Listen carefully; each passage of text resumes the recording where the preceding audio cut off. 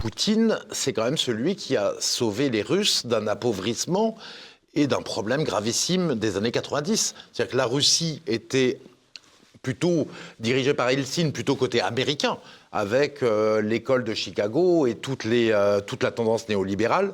Elle s'est effondrée économiquement jusqu'en 98. Le PIB par habitant s'est effondré, l'espérance de vie a baissé fortement et les naissances se sont effondrées. Donc il y avait un traumatisme russe. Ça commence à se relever en 98 très légèrement, mais c'est avec l'élection de Poutine qu'il y a un énorme élan et que là, l'espérance de vie augmente très fortement, le nombre de naissances augmente de 40% et le PIB par habitant, parité de pouvoir d'achat, double sous Poutine. Donc pour eux, pour les Russes quand même, Poutine a ramené la prospérité en Russie et ça, les Russes lui sont grés et c'est ce qui est quand même au fond de la Russie. Vous diriez que c'est encore une démocratie, la Russie ? Oui, mais c'est une démocratie dans un pays de 17 millions de kilomètres carrés. C'est-à-dire quand on doit contrôler 30 fois la taille de la France, 30 fois la superficie de la France, vous avez forcément une démocratie qui est plus autoritaire. Il est beaucoup plus simple d'avoir une démocratie dans un petit pays comme la Suisse, où elle marche d'ailleurs le mieux au monde pour différentes raisons, que dans un grand pays. Plus le pays est grand, plus il aura tendance à être autoritaire, parce qu'il faut tenir de grandes surfaces, de grandes populations, et c'est beaucoup plus complexe. Et ça, c'est un autre élément à prendre en compte. Les Russes ont été parfaitement informés que leur pays était sous sanctions. Ça, je pense que Jacques Sapir pourra en parler. Ils n'ont pas l'impression de subir ces sanctions. C'est-à-dire que quand vous allez dans des magasins, vous allez dans le plus grand Auchan de Moscou et dans le petit boui-boui de campagne du côté de Krasnodar. Les rayons sont pleins et il n'y a pas de pénurie palpable. C'est-à-dire que quand on a entendu la fameuse phrase de Bruno Le Maire sur mettre l'économie, donc c'est-à-dire faire souffrir les Russes, moi j'avais en mémoire mon voyage quand j'avais 14 ans à Berlin-Est, où là il y avait des queues devant les magasins, les gens regardaient et il n'y avait rien dans le magasin.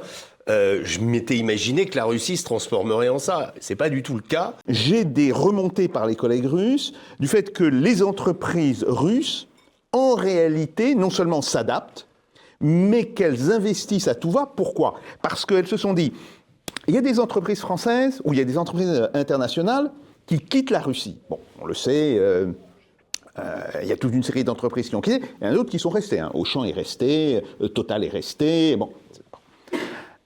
Et donc, ils se sont dit, mais c'est formidable, ça nous fait des parts de marché à gagner sur le marché russe. Donc, elles ont massivement investi. Et là, les remontées que j'avais de mes collègues russes m'ont fait dire, oula, non, on sera peut-être à moins 2,5. Certainement pas moins 4, moins 2,5. Aujourd'hui, qu'il y a cette idée de soutenir l'économie, bien sûr de favoriser les grands groupes industriels, mais ces grands groupes industriels utilisent les PME, alors il faut savoir qu'une PME russe est plus gros qu'une PME française, bon, comme des sous-traitants. Et donc, le point important, l'emploi a augmenté de 2 200 000 personnes l'année dernière. C'est exceptionnel, si vous voulez. C'est exceptionnel. D'ailleurs, ils sont aujourd'hui ils sont maintenant en pénurie d'emploi. Enfin, ils sont en pénurie Alors, Jacques d'emploi. Sapir. Ce qui a été dit sur la Russie, en fait, qu'est-ce qui ressort de ça ? C'est qu'il y a une sorte de patriotisme et de cohésion nationale russe. Il y a évidemment la question de l'éducation, du roman national. Nous, en France, c'est-à-dire qu'on n'apprend plus l'histoire de France, on n'apprend plus aux jeunes Français à être fiers d'être Français. En Russie, c'est tout l'inverse. Il y a un patriotisme qui est très fort. Et je pense que ça va même au-delà de la question sociétale. Alors évidemment que Poutine n'a pas changé la société russe. Elle était, par essence, déjà beaucoup plus conservatrice que la France. Vous en avez parlé, dans les BRICS, c'est la même chose. C'est des sociétés beaucoup plus conservatrices. Mais je pense que fondamentalement, ce qui fait que la Russie est un pays, un peuple le peuple russe, un peuple qui avance, c'est qu'il y a ce sentiment national et ce sentiment de destin commun. En France, nous, c'est l'inverse. On nous répète du matin au soir que la France serait trop petite, que la France seule ne pourrait rien faire, que la France ne doit plus exister. C'est exactement l'objet de la résolution au Parlement européen qui nous explique qu'il faut faire très attention à ne pas mettre en avant les nations. Il faut diaboliser les nations, de dire que le destin serait uniquement européen. Quand on prend ce postulat-là, évidemment qu'il n'y a pas de désir d'être français. Il n'y a pas de désir d'être français pour les jeunes qui sont issus de l'immigration, parce qu'on leur répète du matin au soir que la France, c'est un petit pays minable, et on va évidemment rappeler à chaque fois l'épisode de la colonisation. Mais même les Français dits de souche, il y en a beaucoup maintenant qui ne sont plus dans cette optique national, parce qu'il y a à la fois une politique permanente d'Emmanuel Macron, la souveraineté nationale n'existe plus, c'est la souveraineté européenne, et il y a quelque chose, moi, qui me marque sur Emmanuel Macron dans sa position, en fait, vis-à-vis du conflit de la Russie. C'est-à-dire qu'Emmanuel Macron, on parlait de la Courneuve, on pourrait parler aussi de Mayotte. Normalement, un président qui défend l'intérêt de la France, ça devrait être ses préoccupations numéro 1. Mais Emmanuel Macron, en fait, quand il parle de ce conflit-là, on a l'impression qu'il considère que les frontières de la France, c'est pas l'Alsace, c'est pas Mayotte, mais que c'est l'Estonie ou la Lettonie. C'est-à-dire qu'Emmanuel Macron ne se projette pas en tant que président français. Il ne se projette pas pour défendre les intérêts français. Il considère qu'il est une sorte de président de l'Union européenne et qu'il faudrait défendre plus les pays baltes que les Français. Qui peut croire une seule seconde que la Russie a les moyens d'envahir l'Europe de l'Ouest ou d'envahir la France? C'est absolument grotesque. En fait, Emmanuel Macron essaye de mettre ça dans le débat public. Et donc, ça veut dire deux choses. Soit il est complètement irresponsable, il veut faire entrer la France en guerre avec la Russie, qui est la première puissance nucléaire mondiale. Il expliquait récemment qu'il voulait envoyer des troupes avec une légèreté absolument confondante. On va envoyer nos gars certainement dans l'année à Odessa. Enfin, c'est complètement dingue de dire ça. Voilà, ces propos. Ce On va s'arrêter dessus, juste un petit moment. Ce qui ferait de la France une comédie gérante avec la première puissance nucléaire mondiale.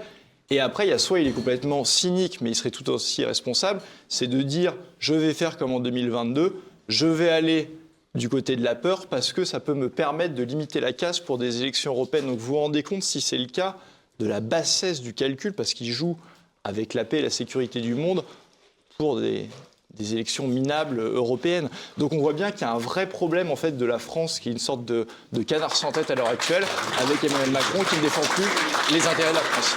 On a affaire là-bas, et je pense que tous mes confrères qui ont couvert cette guerre, côté ukrainien ou côté russe, en conviendront, une guerre qui est d'une nature totalement différente des guerres que nous avons conduites les 15 dernières années.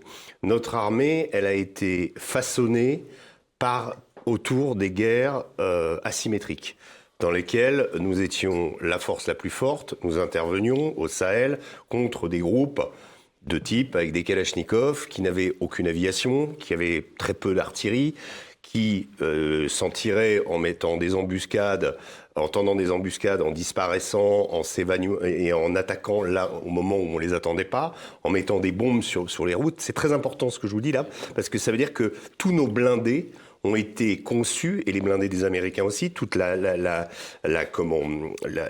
catégorie MRAP, par exemple, dans laquelle on trouve les Khazars qui sont fabriqués par les Ukrainiens, etc., et le Max Pro américain, avec un blindage très renforcé dans le châssis. Pourquoi ? Parce que pour éviter justement l'effet de ce qu'on appelle des IED. Et en revanche, le blindage sur le pourtour est relativement fragile, beaucoup plus fragile que celui des T-72 russes, qui eux sont des machines qui ont été faites, profilées d'ailleurs, pour les plaines dans lesquelles elles combattent actuellement. L'avantage de la Russie, c'est que ça fait 50 ans qu'ils s'entraînent sur le terrain précisément où ils mènent la guerre aujourd'hui.